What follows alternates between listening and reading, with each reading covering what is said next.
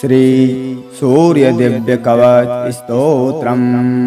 ओम अस्य श्री सूर्य नारायण दिव्य कवच स्तोत्र महामंत्रस्य हिरण्यगर्भ ऋषिः अनुष्टुप् छन्दः श्री सूर्य नारायणो देवता शूम बीजं याम शक्तिः याम कीलकम् श्री सूर्य नारायण प्रसाद सिद्ध्यर्थे जपे विनियोगः करन्यासः। ओम श्री सूर्य नारायणाय अंगुष्ठाभ्यां नमः। पद्मनी वल्लभाय तर्जनीभ्यां नमः। दिवाकराय मध्यमाभ्यां नमः। भास्कराय अनामिकाभ्यां नमः। मार्तण्डाय कनष्ठिकाभ्यां नमः। आदित्याय करतल करपृष्ठाभ्यां नमः। एवं हृदन्यासः लोकत्रयेति दिग्बन्धः ध्यानम्। त्रिमूर्तिरूपं विश्वेशं शूलमुद्गरधारिणं हिरण्यवर्णं सुमुखं छायायुक्तं रविं भजे। अतिस्तोत्रं भास्करो मे शिरः पातु ललाटं लोकबान्धवः। कपोलौ त्रयीमयः पातु नासिकां विश्वरूपभृत्। नेत्रे चाध्योक्षजः पातु कण्ठं सप्ताश्ववाहनः। मार्तण्डो मे भुजो पातु कक्षो पातु दिवाकरः। पातु मे हृदयं पूषा वक्षः पातु तमोहरः। कुक्षिं मे पातु मिहिरो नाभिं वेदान्तगोचरः। द्युमणिर्मे कटिं पातु गुह्यं मे अब्जबान्धवः। पातु मे जानुनी सूर्यो उरुपात्व उरुविक्रमः। चित्रभानुः सदा पातु जानुनी पद्मिनी प्रियः। जङ्घे पातु सहस्रांशुः पादौ सर्वसुरार्चितः। सर्वाङ्गं पातु लोकेशो बुद्धिसिद्धिगुणप्रदः। सहस्रभानुर्मे विद्यां पातु तेजः प्रभाकरः। अहोरात्रौ सदा पातु कर्मसाक्षी परन्तपः। आदित्यकवचं पुण्यं यः पठेत् सततं शुचिः। सर्वरोगविनिर्मुक्तो सर्वोपद्रववर्जितः। तापत्रयविहीनः सन् सर्वसिद्धिं वाप्नुयात्। संवत्सरेण कालेन सुवर्णतनुतां व्रजेत्। क्षयापस्मारकुष्ठादि गुल्मव्याधि विवर्जितः। सूर्यप्रसाद सिद्धात्मा सर्वाभीष्टफलं लभेत्। आदित्यवासरे स्नात्वा कृत्वा पायसमुत्तमम्। अर्कपत्रे तु निक्षिप्य दानं कुर्यादिवीक्षणाः। एकभुक्तं व्रत सम्यक् संवत्सरमथाचरेत्। पुत्रपौत्रान् लभेन लोके चिरञ्जीवी भविष्यति। स्वर्भुवर्भुरोमीति दिग्विमोकः। अतिस्तोत्रं भास्करो मे शिरः पातु ललाटं लोकबान्धवः। कपोलौ त्रयीमयः पातु नासिकां विश्वरूपभृत्। नेत्रे चाध्योक्षजः पातु कण्ठं सप्ताश्ववाहनः। मार्तण्डो मे भुजो पातु कक्षो पातु दिवाकरः। पातु मे हृदयं पूषा वक्षः पातु तमोहरः। कुक्षिं मे पातु मिहिरो नाभिं वेदान्तगोचरः। द्युमणिर्मे कटिं पातु गुह्यं मे अब्जबान्धवः। पातु मे जानुनी सूर्यो उरुपात्व उरुविक्रमः। चित्रभानुः सदा पातु जानुनी पद्मिनी प्रियः। जङ्घे पातु सहस्रांशुः पादौ सर्वसुरार्चितः।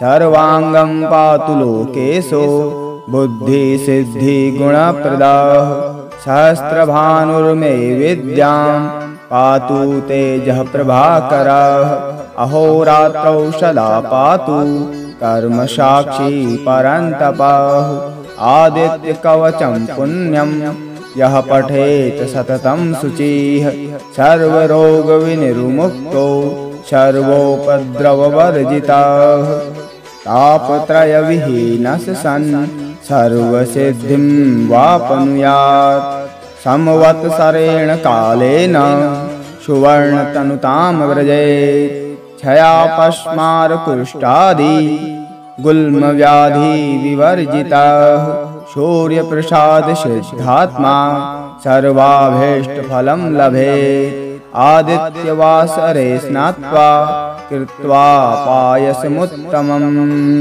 अर्कपत्रे तु निक्षिप्य दानं कुर्यादिवीक्षणाः एकभुक्तं व्रत सम्यक् संवत्सरमथाचरेत् पुत्रपौत्रान् लभेन लोके चिरञ्जीवी भविष्यति स्वरभुवर्भूरोमीति दिग्विमोकः अतिस्तोत्रम् भास्करो मे शिरः पातु ललाटं लोकबान्धवः कपोलौ त्रयीमयः पातु नासिकां विश्वरूपभृत् नेत्रे चाध्योक्षजः पातु कंठं सप्ताश्ववाहनः मारतण्डो मे भुजो पातु कक्षो पातु दिवाकरः पातु मे हृदयं पूषा वक्षः पातु तमोहरः कुक्षिं मे पातु मिहिरो नाभिं वेदान्तगोचरः द्युमणिर्मे कटिं पातु गुह्यं मे अब्जबान्धवः पातु मे जानुनी सूर्यो उरूपात् उरुविक्रमः चित्रभानुः सदा पातु जानुनी पद्मिनी प्रियः जङ्घे पातु सहस्रांशुः पादौ सर्वसुरार्चितः सर्वाङ्गं पातु लोकेशो बुद्धिसिद्धिगुणप्रदाः सहस्रभानुर्मे विद्यां पातु तेजः प्रभाकरः अहोरात्रौ सदा पातु कर्मसाक्षी परन्तपः आदित्यकवचं पुण्यं यः पठेत सततं शुचिः सर्वरोगविनिर्मुक्तो सर्वोपद्रववर्जितः तापत्रयविहीनः सन् सर्वसिद्धिं वाप्नुयात् संवत्सरेण कालेन सुवर्णतनुतां व्रजेत् क्षयापस्मारकुष्ठादि गुल्मव्याधिविवर्जितः सूर्यप्रसादसिद्धात्मा सर्वाभीष्टफलं लभेत् आदित्यवासरे स्नात्वा कृत्वा पायसमुत्तमम् अर्कपत्रे तु निक्षिप्य दानं कुर्यादिवीक्षणाः एकभुक्तं व्रत सम्यक् संवत्सरमथाचरेत् पुत्रपौत्रान् लभेन लोके चिरञ्जीवी भविष्यति स्वरभुवर्भूरोमीति दिग्विमोकः अतिस्तोत्रम् भास्करो मे शिरः पातु ललाटं लोकबान्धवः कपोलौ त्रयीमयः पातु नासिकां विश्वरूपभृत् नेत्रे चाध्योक्षजः पातु कंठं सप्ताश्ववाहनः मारतण्डो मे भुजो पातु कक्षो पातु दिवाकरः पातु मे हृदयं पूषा वक्षः पातु तमोहरः कुक्षिं मे पातु मिहिरो नाभिं वेदान्तगोचरः द्युमणिर्मे कटिं पातु गुह्यं मे अब्जबान्धवः पातु मे जानुनी सूर्यो उरूपात् उरुविक्रमः चित्रभानुः सदा पातु जानुनी पद्मिनी प्रियः जङ्घे पातु सहस्रांशुः पादौ सर्वसुरार्चितः सर्वांगं पातु लोकेशो बुद्धि सिद्धि गुणप्रदाः सहस्रभानुर्मे विद्यां पातु तेजः प्रभाकरः अहोरात्रौ सदा पातु कर्म साक्षी परन्तपः आदित्य कवचं पुण्यं यः पठेत सततं शुचिः सर्वरोग विनिर्मुक्तो सर्वोपद्रववर्जितः तापत्रयविहीनः सन् सर्वसिद्धिं वाप्नुयात् संवत्सरेण कालेन सुवर्णतनुतां व्रजेत् क्षयापस्मारकुष्ठादि गुल्मव्याधि विवर्जितः सूर्यप्रसाद सिद्धात्मा सर्वाभीष्टफलं लभेत् आदित्यवासरे स्नात्वा कृत्वा पायसमुत्तमम् अर्कपत्रे तु निक्षिप्य दानं कुर्यादिवीक्षणाः एकभुक्तं व्रत सम्यक् संवत्सरमथाचरेत् पुत्रपौत्रान् लभेन लोके चिरञ्जीवी भविष्यति स्वरभुवर्भूरोमीति दिग्विमोकः अतिस्तोत्रम् भास्करो मे शिरः पातु ललाटं लोकबान्धवः कपोलौ त्रयीमयः पातु नासिकां विश्वरूपभृत् नेत्रे चाध्योक्षजः पातु कंठं सप्ताश्ववाहनः मारतण्डो मे भुजो पातु कक्षो पातु दिवाकरः पातु मे हृदयं पूषा वक्षः पातु तमोहरः कुक्षिं मे पातु मिहिरो नाभिं वेदान्तगोचरः द्युमणिर्मे कटिं पातु गुह्यं मे अब्जबान्धवः पातु मे जानुनी सूर्यो उरूपात् उरुविक्रमः चित्रभानुः सदा पातु जानुनी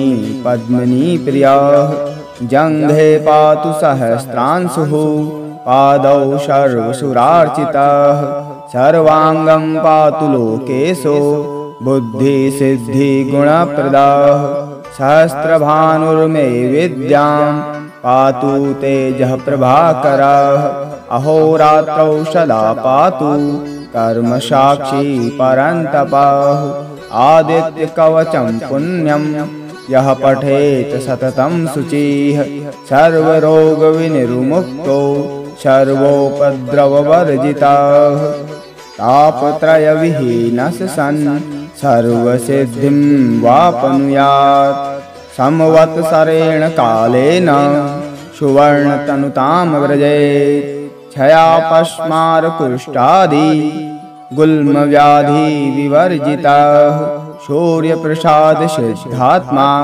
सर्वाभीष्टफलं लभेत् आदित्यवासरे स्नात्वा कृत्वा पायसमुत्तमम् अर्कपत्रे तु निक्षिप्य दानं कुर्यादिवीक्षणाः एकभुक्तं व्रत सम्यक् संवत्सरमथाचरेत् पुत्रपौत्रान् लभेन लोके चिरञ्जीवी भविष्यति स्वरभुवर्भूरोमीति दिग्विमोकः अतिस्तोत्रम् भास्करो मे शिरः पातु ललाटं लोकबान्धवः कपोलौ त्रयीमयः पातु नासिकां विश्वरूपभृत् नेत्रे चाध्योक्षजः पातु कंठं सप्ताश्ववाहनः मारतण्डो मे भुजो पातु कक्षो पातु दिवाकरः पातु मे हृदयं पूषा वक्षः पातु तमोहरः कुक्षिं मे पातु मिहिरो नाभिं वेदान्तगोचरः द्युमणिर्मे कटिं पातु गुह्यं मे अब्जबान्धवः पातु मे जानुनी सूर्यो उरूपात् उरुविक्रमः चित्रभानुः सदा पातु जानुनी पद्मिनी प्रियः जङ्घे पातु सहस्रांशुः पादौ सर्वसुरार्चितः सर्वांगं पातु लोकेशो बुद्धिसिद्धिगुणप्रदः सहस्रभानुर्मे विद्यां पातु तेजः प्रभाकरः अहोरात्रौ सदा पातु कर्मसाक्षी परन्तपः आदित्यकवचं पुण्यं यः पठेत् सततं शुचिः सर्वरोगविनिर्मुक्तो सर्वोपद्रववर्जितः तापत्रयविहीनः सन् सर्वसिद्धिं वाप्नुयात् संवत्सरेण कालेन सुवर्णतनुतां व्रजेत् क्षयापस्मारकुष्ठादि गुल्मव्याधिविवर्जितः सूर्यप्रसादसिद्धात्मा सर्वाभीष्टफलं लभेत् आदित्यवासरे स्नात्वा कृत्वा पायसमुत्तमम् अर्कपत्रे तु निक्षिप्य दानं कुर्यादिवीक्षणाः एकभुक्तं व्रत सम्यक् संवत्सरमथाचरेत् पुत्रपौत्रान् लभेन लोके चिरञ्जीवी भविष्यति स्वरभुवर्भूरोमीति दिग्विमोकः अतिस्तोत्रम् भास्करो मे शिरः पातु ललाटं लोकबान्धवः कपोलौ त्रयीमयः पातु नासिकां विश्वरूपभृत् नेत्रे चाध्योक्षजः पातु कंठं सप्ताश्ववाहनः मारतण्डो मे भुजो पातु कक्षो पातु दिवाकरः पातु मे हृदयं पूषा वक्षः पातु तमोहरः कुक्षिं मे पातु मिहिरो नाभिं वेदान्तगोचरः द्युमणिर्मे कटिं पातु गुह्यं मे अब्जबान्धवः पातु मे जानुनी सूर्यो उरूपात् उरुविक्रमः चित्रभानुः सदा पातु जानुनी पद्मिनी प्रियः जङ्घे पातु सहस्रांशुः पादौ सर्वसुरार्चितः सर्वांगं पातु लोकेशो बुद्धिसिद्धिगुणप्रदः सहस्रभानुर्मे विद्यां पातु तेजः प्रभाकरः अहोरात्रौ सदा पातु कर्मसाक्षी परन्तपः आदित्यकवचं पुण्यं यः पठेत् सततं शुचिः सर्वरोगविनिर्मुक्तो सर्वोपद्रववर्जितः तापत्रयविहीनः सन् सर्वसिद्धिं वाप्नुयात् संवत्सरेण कालेन सुवर्णतनुतां व्रजेत् क्षयापस्मारकुष्ठादि गुल्मव्याधिविवर्जितः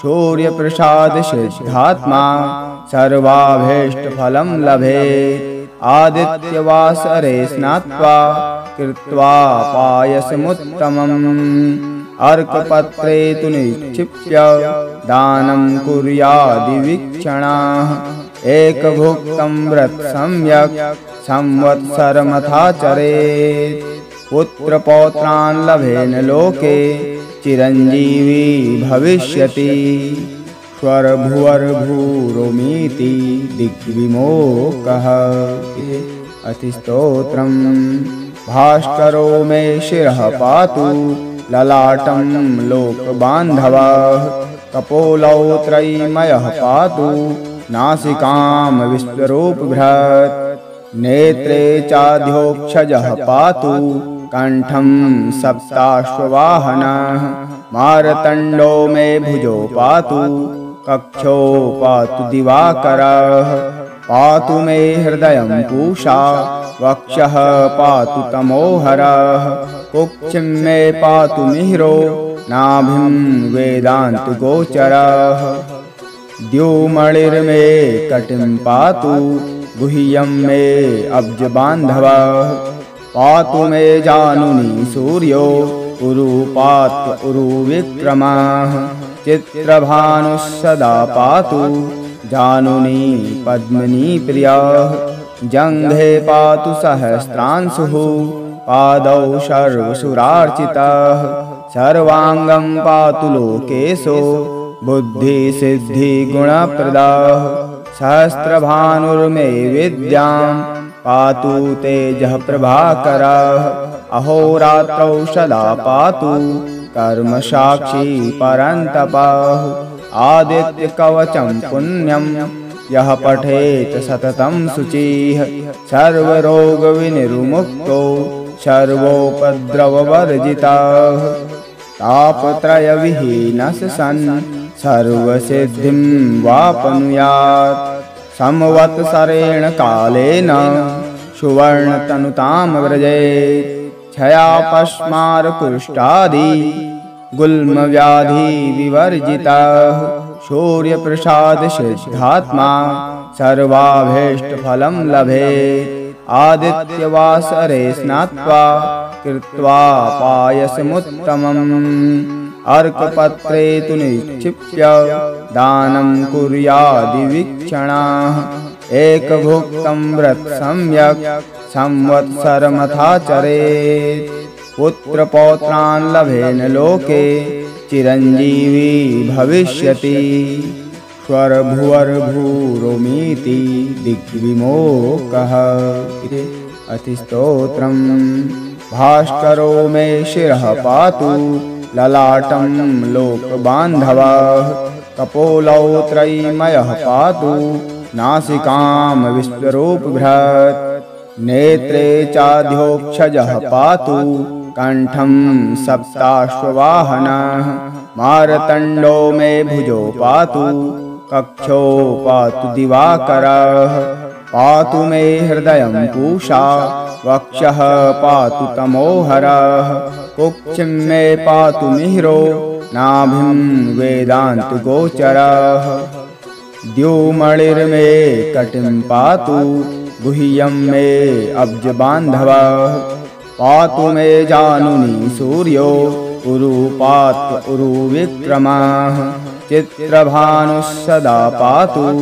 जानुनी पद्मिनी प्रियः जङ्घे पातु सहस्रांशुः पादौ सर्वसुरार्चितः सर्वाङ्गं पातु लोकेशो बुद्धिसिद्धिगुणप्रदः सहस्रभानुर्मे विद्यां पातु तेजः प्रभाकरः अहोरात्रौ सदा पातु कर्मसाक्षी परन्तपः आदित्यकवचं पुण्यं यः पठेत् सततं शुचिः सर्वरोगविनिर्मुक्तो सर्वोपद्रववर्जितः तापत्रयविहीनः सन् सर्वसिद्धिं वाप्नुयात् संवत्सरेण कालेन सुवर्णतनुतां व्रजेत् क्षयापस्मारकुष्ठादि गुल्मव्याधिविवर्जितः सूर्यप्रसादसिद्धात्मा सर्वाभीष्टफलं लभेत् आदित्यवासरे स्नात्वा कृत्वा पायसमुत्तमम् अर्कपत्रे तु निक्षिप्य दानं कुर्यादिवीक्षणाः एकभुक्तं व्रत सम्यक् संवत्सरमथाचरेत् पुत्रपौत्रान् लभेन लोके चिरञ्जीवी भविष्यति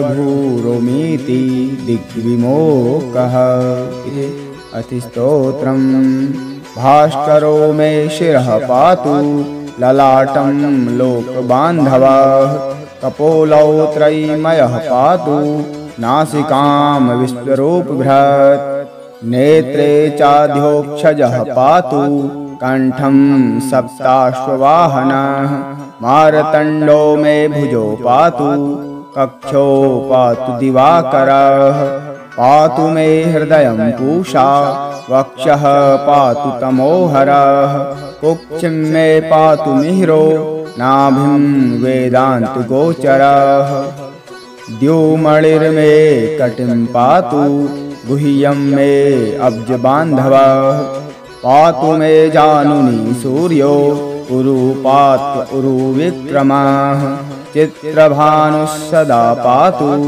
जानुनी पद्मिनी प्रिया जंघे पातु सहस्रांशुः पादौ सर्वसुरार्चितः सर्वांगं पातु लोकेशो बुद्धि सिद्धि गुणप्रदाः सहस्रभानुर्मे विद्यां पातु तेजः प्रभाकरः अहोरात्रौ सदा पातु कर्म साक्षी परन्तपः आदित्य कवचं पुण्यं यः पठेत सततं शुचिः सर्वरोग विनिर्मुक्तो सर्वोपद्रववर्जितः तापत्रयविहीनः सन् सर्वसिद्धिं वाप्नुयात् संवत्सरेण कालेन सुवर्णतनुतां व्रजेत् क्षयापस्मारकुष्ठादि गुल्मव्याधि विवर्जितः सूर्यप्रसादसिद्धात्मा सर्वाभीष्टफलं लभेत् आदित्यवासरे स्नात्वा कृत्वा पायसमुत्तमम् अर्कपत्रे तु निक्षिप्य दानं कुर्यादिवीक्षणाः एकभुक्तं व्रत सम्यक् संवत्सरमथाचरेत् पुत्रपौत्रान् लभेन लोके चिरञ्जीवी भविष्यति स्वरभुवर्भूरोमीति दिग्विमोकः अतिस्तोत्रम् भास्करो मे शिरः पातु ललाटं लोकबान्धवः कपोलौ त्रयीमयः पातु नासिकां विश्वरूपभृत् नेत्रे चाध्योक्षजः पातु कंठं सप्ताश्ववाहनः मारतण्डो मे भुजो पातु कक्षो पातु दिवाकरः पातु मे हृदयं पूषा वक्षः पातु तमोहरः कुक्षिं मे पातु मिहिरो नाभिं वेदान्तगोचरः द्युमणिर्मे कटिं पातु गुह्यं मे अब्जबान्धवः पातु मे जानुनी सूर्यो उरुपात्व उरुविक्रमः चित्रभानुः सदा पातु जानुनी पद्मिनी प्रिया जंघे पातु सहस्रांशुः पादौ सर्वसुरार्चितः सर्वांगं पातु लोकेशो बुद्धि सिद्धि गुणप्रदाः सहस्रभानुर्मे विद्यां पातु तेजः प्रभाकरः अहोरात्रौ सदा पातु कर्म साक्षी परन्तपः आदित्य कवचं पुण्यं यः पठेत सततं शुचिः सर्वरोग विनिर्मुक्तो सर्वोपद्रववर्जितः तापत्रयविहीनः सन् सर्वसिद्धिं वाप्नुयात् संवत्सरेण कालेन सुवर्णतनुतां व्रजेत् क्षयापस्मारकुष्ठादि गुल्मव्याधि विवर्जितः सूर्यप्रसादसिद्धात्मा सर्वाभीष्टफलं लभेत् आदित्यवासरे स्नात्वा कृत्वा पायसमुत्तमम् अर्कपत्रे तु निक्षिप्य दानं कुर्यादिवीक्षणाः एकभुक्तं व्रत सम्यक् संवत्सरमथाचरेत् पुत्रपौत्रान् लभेन लोके चिरञ्जीवी भविष्यति स्वरभुवर्भूरोमीति दिग्विमोकः इति श्री हिरण्यगर्भसंहितायां श्रीसूर्यनारायण दिव्यकवच स्तोत्रं सम्पूर्णम्।